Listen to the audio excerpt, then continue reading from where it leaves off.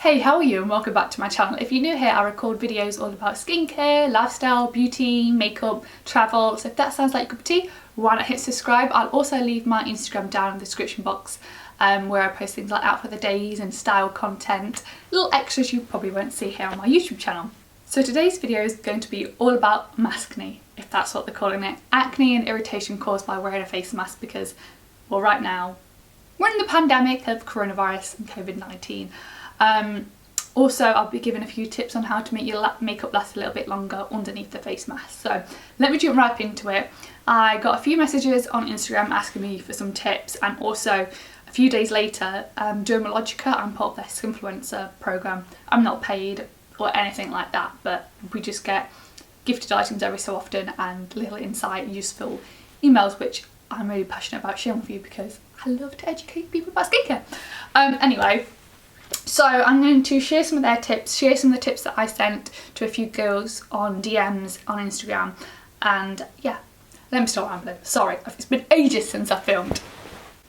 So let's speak about hygiene first. It's really simple that if you're wearing one of the fabric face masks, make sure you're wearing a fresh one each time. You should be doing that anyway, but let's just put it out there, make sure you're washing it and it's clean, so you're wearing a clean, fresh face mask every single day. Again, this is another where a few of these tips are you're going to have to use some common sense with. So if you can, obviously not if you're a nurse, NHS worker, whatever, but you can take your face mask off for regular breaks, I would advise doing that. And when we could blot, if you're getting really oily and greasy and sweaty, blot with some blotting paper, or take some toilet tissue apart and use that just to blot and mop up any grease that's forming so that doesn't sit on your skin and more sweat and gets into your pores and causes spots. You know how it works. So it's important that you include anti-inflammatory formulas, products that include things like salicylic acid, which is also great if you're suffering from spots and oily skin. And what that does is the salicylic, I can never pronounce it. The salicylic acid helps to decongest the I just can't speak. Decongest the pores and reduce the bacteria activity. So it's trying to keep those breakouts at bay. A tip off the Dermalogica newsletter is they've mentioned to include a prebiotic cleanser and breakout formulas to help address the skin's microbiome to balance levels of good and bad bacteria, which I would highly recommend as well, which links into the salicylic acid. I really hope this video isn't pants. It's been ages since I filmed and I think I've lost it, or maybe I never had it. Let me know if I'm doing okay. So a tip which Dermalogica mentioned on their newsletter, which I also recommend to a few people, is exfoliating regularly. If you are going to be exfoliating more than you usually would, you want to make sure you're using a gentle exfoliator so you're not oversensitizing the skin and causing more irritation. So perhaps if you're using a physical exfoliator, you might want to try using a chemical exfoliator. The difference is a physical exfoliator is exactly what it says on the tin, it's a scrub. It's where you're physically exfoliating the dead skin cells off.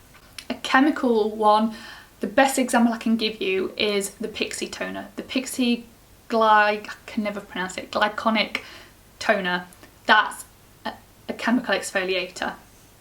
And it's often arguably a lot gentler on the skin, so perhaps that's something to consider. So if you are wearing a mask constantly, for example you're an NHS worker, which take my hat off to you, thank you so much for all your hard work, you maybe try using a detoxifying mask, so a clay mask like the L'Oreal ones, which are brilliant. You can pick them up for about £5 and they're great. They'll really help dry and mattify the skin and help with any unclogging of the pores from the sweat and the oil that's been sat there for a long period of time. I'm now going to read some tips from the Dermalogica newsletter of what to do if your skin is experiencing irritation and redness from wearing your mask. So they've put number 1, ensure that your mask fits well but it's not too tight. They put number 2, avoid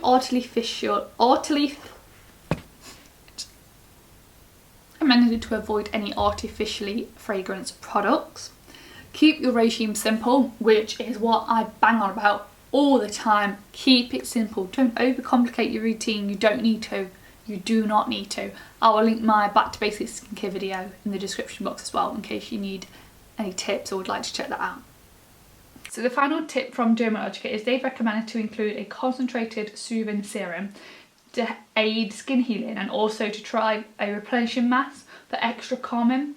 Betalagan, again, can't pronounce it, I'll leave it in the description box, from oats and vitamin B5 are great for reducing inflammation and promoting healing, which I would totally recommend to use something very soothing and very calming into your routine. A lot of skincare mistakes in my time suffer from acne, and the one thing I always try to stress to people is love your skin, don't punish it. Use nice, soothing, calming products. If your skin is having a bit of a moment, don't stress, don't freak out, and trust me, I know how hard that is. If your skin's becoming really oily at the moment or you're having really angry breakout, try not to punish it because that's not always the answer. For some people, that works, but I always say try not to use too harsh of products because sometimes that can irritate the skin even more and it can cause a problem just to escalate. So really use nice calming products and treat yourself to a nice soothing face mask. You know, Dermalogica do a nice really hydrating overnight mask, Avene do a really nice one, Clinique do a really nice one, sleeping one, and I promise you your skin will thank you for it.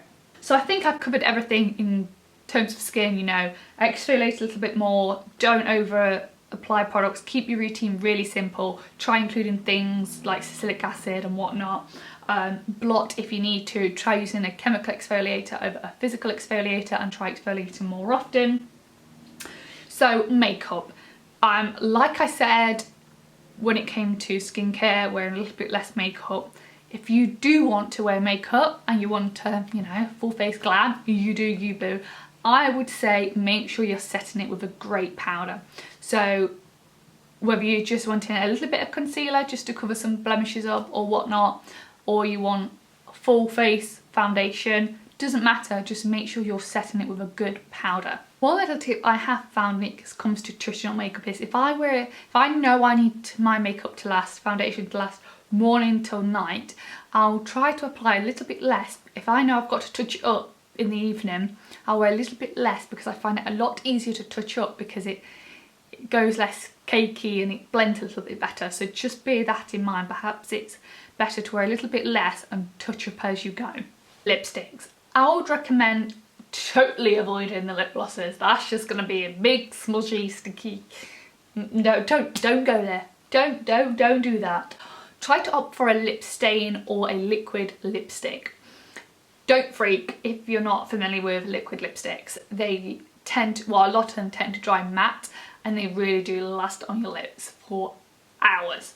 So I would try opting for a lip stain, even putting a little bit of blush or using your finger to apply lipstick so it's acting as a stain so there's less of it to move around. Focus on the eyes. Your eyes are going to do all the talking, quite literally. So really focus on the eyes, you know. If you're not wearing any makeup, curl your lashes. I posted a photo on my Instagram the other day. I can't remember if it was on stories or on my main feed, but it was showing you the difference between curling your lashes for 10 seconds and not. And my good God, it looks ridiculous. It looks like I've put mascara on. Literally just 10 seconds with the eyelash curlers. Trust me, just do it. Thank me later. Right, I'm going to round that up. I'm sorry if I've like rambled, not made any sense.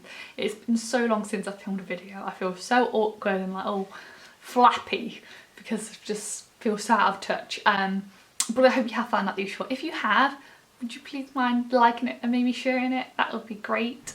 That would really help support me and help me grow. Again, I've not been paid by Dermalogica to say or do any of this. I wanted to share some skincare advice and tips to do with wearing a mask because I know a lot of people are struggling at the minute. And one thing I will say is just wear the goddamn mask. You know, you've got these NHS workers, nurses, doctors who are wearing face masks non-stop. You don't see them complaining because they've got to do it. All you've got to do is put it on when you go into a shop. It's not that hard. My next video, which will be up next Sunday, is going to be my back to basics acne video of how I cleared my acne journey, and also some tips I'd recommend if you are suffering from acne as well. So yeah, this is taking me literally ages to film because I'm just so out of touch with filming at the minute. Ah, dearie me. Right, I will go. Thanks so much for watching. Again, I'd appreciate any support or any tips you could offer me.